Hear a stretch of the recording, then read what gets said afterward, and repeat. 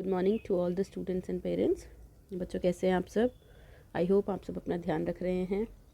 Corona के साथ साथ दिल्ली में प्रदूषण का लेवल भी बढ़ता जा रहा है। खांसी, जुकाम, बुखार जैसी बीमारियां भी बहुत तेज़ी से ज़ोर पकड़ रही हैं, तो आप सबको बहुत ज़्यादा ध्यान रखना है अपना। चलिए बात करते हैं आज की वर्कशीट के बारे में। हमारी वर्कशीट नंबर है 107। आज दिनांक है 12 नवंबर। चलिए स्टूडेंट्स,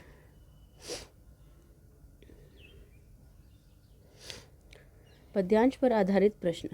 नमस्कार बच्चों, हमें उम्मीद है कि आपने कविता मन करता है पूरे उत्साह और आनंद के साथ पढ़ी होगी और उचित लय ताल के साथ गाई भी होगी। चलिए बच्चों, इस नीचे इसी कविता की कुछ पंक्तियाँ दी गई हैं। इन पंक्तियों को पढ़कर नीचे दिए गए प्रश्नों के उत्तर लिखने हैं। मन करता है तितली बनकर दूर दूर तक उड़ता जाऊं, मन करता है कोयल बनकर मीठे मीठे बोल सुनाऊं, मन करता है चिड़िया बनकर ची ची चू चू शोर मचाऊं। देखिए यहाँ पे बच्चा बता रहा है उसको क्या मन करता है कि वो क्या क्या बन के क्या क्या करे। मतलब वो जानता है बच्चा कि तितली क्या करती है, कोयल क्या करती है, चिड़िया क्या करती है, और बच्चा भी वैसा ही करना चाहता है। अब हमारा पहला प्रश्न है, बच्चों का कोयल बनकर क्या करने का मन करता है? चलिए इस लाइन में ढूंढते हैं। मन करता है कोयल बनकर मीठे मीठे बोल सुनाऊं। आपने भी कभी चिड़िया की तरह शोर मचाया होगा। बताइए आपने कब कब बहुत शोर मचाया है और क्यों?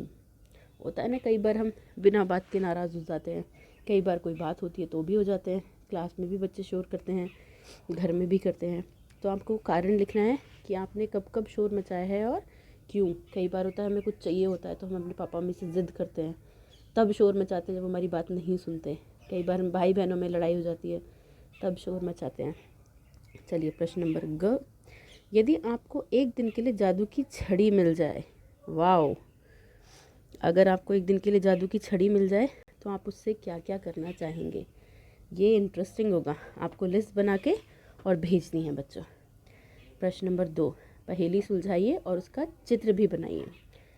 ऐसी कौन सी चीज़ है जो इस पहेली में फिट होती है? कागज़ का घोड़ा, धागे की कलाम।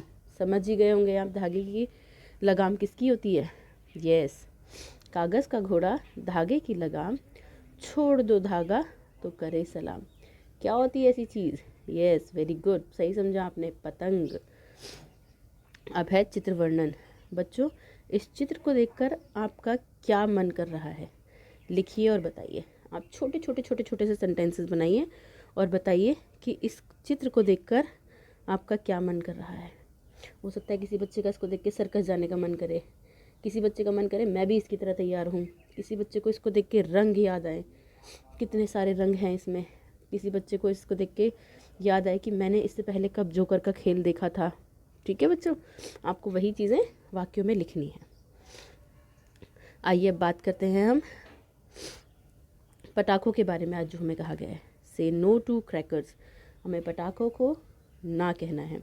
आप सभी जानते हैं कि पटाखे जलाने से हमारे वातावरण में बहुत ज़्यादा प्रदूषण फैलता है और दिल्ली की हवा तो वैसे ही बहुत दूषित हो चुकी है। हम प्रण लेते हैं कि पटाखों का प्रयोग नहीं करेंगे, क्योंकि जब पटाखे जलाए जाते हैं तो इनसे कई प्रकार के रसायन हवा में घुल जाते हैं और वायु की गुणवत्ता को बिगाड़ देते हैं। मतलब जो एयर क्वालिटी होती है उसको बिगाड़ देते हैं। ये रसायन अत्यधिक हानिकारक होते हैं, ये बहुत ही ज़्यादा हार्मफुल होते हैं और बहुत बड़ी बड़ी बीमारियों को जन्म दे सकते हैं, जैसे अल्जाइमर तथा कैंसर जैसी गंभीर बीमारियों का कारण भी बन सकते हैं ये।